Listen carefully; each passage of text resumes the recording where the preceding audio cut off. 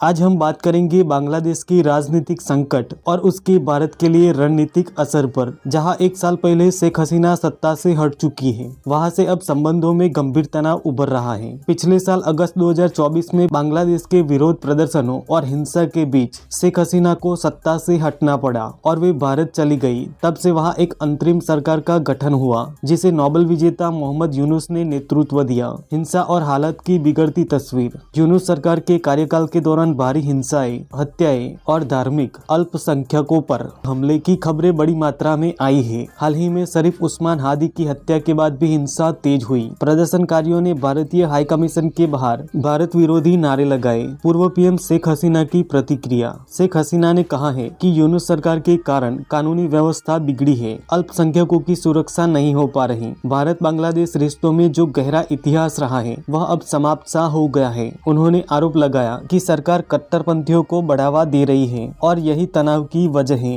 राजनीतिक प्रतिबंध और पार्टियों पर असर। यूनुस प्रशासन ने हसीना की पार्टी आवामी लीग को चुनाव लड़ने से ही रोक दिया है, जिसे कुछ लोग लोकतंत्र के लिए खतरा मान रहे हैं। नई राजनीतिक गतिविधियां। इसी बीच बीएनपी के नेता तारिक रहमान की स्वदेश वापसी ने राजनीतिक परिदृश्य को और गर्म कर दिया है, जो भविष्य में महत्वपूर्ण भूमिका निभा सकते हैं। भारत बांग्लादेश रिश्ते पर क्या असर पड़ा है? भारत का कहना है कि बांग्लादेश में उनके मिशन के बाहर हमले और विरोध हुए हैं, जिससे भारत की सुरक्षा चिंता बढ़ी है। लगभग 15 वर्ष तक भारत और बांग्लादेश के रिश्ते बहुत मजबूत रहे, विशेषकर सीमा सुरक्षा तथा विकास सहयोग के मोर्चों पर। परंतु अब विरोध और असहजता बड़े पैमाने पर दिख रही है। भारत विरोधी नारे और प्रदर्शन संबंधों को प्रभावित कर रहे हैं। कुछ विश्लेषक बताते हैं कि बांग्लादेश की नई सरकार ने पारंपरिक नीतियों में बदलाव किया है और उसने चीन और पाकिस्तान के साथ कूटनीतिक संपर्कों को मजबूत किया है। भारत की सुरक्षा प्राथमिकताओं को उतनी तवज्जो नहीं दी है जो पहले थी। अगर यह रुझान जारी रहा तो यह दक्षिण एशिया में रणनीतिक संतुलन के लिए चुनौती बन सकता है। भारत के लिए क्यों यह चिंता का विषय है? सीमा सुरक्षा और अस्थिरता। बांग्लादेश के अंदर बढ़ते तनाव से भारत बांग्लादेश सीमा पर अस्थिरता का खतरा बढ़ता है। जो पहले दोनों देशों ने साझा सुरक्षा पर काम किया है, अब वह मुश्किल हो सकता है।